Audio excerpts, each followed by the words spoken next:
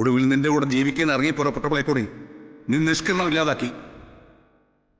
ഇല്ലച്ച, ഞാനത് ചെയ്തിട്ടില്ല. അച്ഛൻ എന്നെ ഒന്ന് വിശ്വസിക്കും.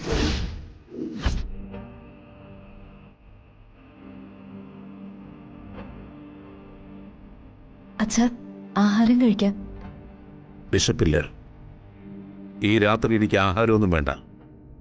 ആ, അങ്ങനെ പറഞ്ഞാൽ ശരിയാവില്ല. ദേ, മരുന്ന് കഴിക്കാനുള്ളതാ, ഭക്ഷണം കഴിച്ചേ പറ്റൂ. നിന്റെ ഉപദേശമൊന്നും വേണ്ട. ഞാൻ അത്ര കൊച്ചുകുട്ടിയൊന്നുമല്ല. നിർബന്ധിക്കരുത്. എടുത്തിട്ട് പോ. അച്ഛന് എന്നോട് അല്പം ദേഷ്യമുണ്ട്. അതാ ഞാൻ കൊണ്ടുവന്ന ആഹാരം കഴിക്കാത്തത്. അച്ഛാ, അച്ഛൻ എന്നോട് ക്ഷമിക്കണം. ഞാൻ കോടതി പോയെന്നറിഞ്ഞ അച്ഛൻ എന്നെ വഴക്ക് പറയും. അതാ ഞാൻ അച്ഛനോട് പറയാതിരുന്നത്. അവൻ ജയിലിലാണെന്നറിഞ്ഞാ ഞാൻ ഹൃദയം പൊട്ടി മരിക്കും നീ കരുതിയല്ലേ?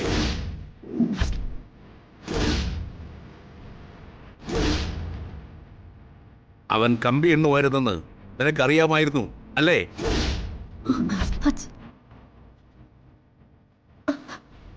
അച്ഛാ, അപ്പൊ മീനാക്ഷിയുടെ അച്ഛൻ?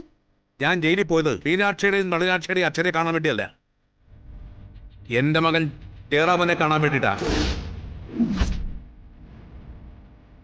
ഞാൻ എൻ്റെ ഭാര്യയോട് നുണ പറഞ്ഞു. മീനാക്ഷിയുടെ അച്ഛനെ കാണാനാണ് ജയിലിൽ പോയത്. ഈ പല സത്യങ്ങളും ഈ അച്ഛനോട് മറച്ചു വെച്ചു. അവൻ ജയിലിലാണെന്ന് നിനക്കറിയാമായിരുന്നു.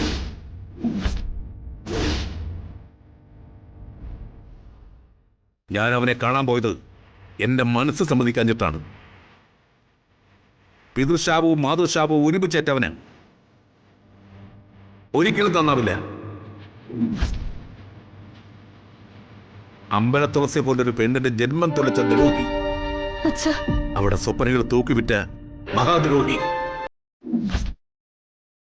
നിന്റെ കണ്ണീരിൽ അവൻ മുങ്ങിച്ചാകും. ഇനി ശപിക്കരുത്. എന്തിനാ ചെറിയ കൊത്തിരിഞ്ഞ് മാറ്റിയവനോട് ഇപ്പോഴും നിനക്ക് സഹതാപം? ദേ, ഇപ്പൊ കൂടെ കൂടിയ മറ്റൊരു പെണ്ണിനെയും അവൻ കൊന്നിരിക്കുന്നു. വേണ്ട, നീ അവനെ ശുദ്ധീകരിക്കാൻ ശ്രമിക്കണ്ട. ഈ കുടുംബത്തിന്റെ സന്തോഷം ഇല്ലാതാക്കാൻ അവൻ. എനിക്കിതിനോട് ദേഷ്യം തന്നെ. കൊല നടത്തി ജയിലിൽ പോയതിനെ കുറിച്ച് നീ എന്തുകൊണ്ട് എന്നോട് പറഞ്ഞില്ല?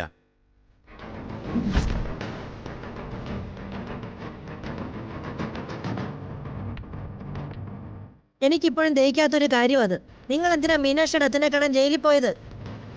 അയാളും നമ്മളും തമ്മിൽ എന്താ ബന്ധം?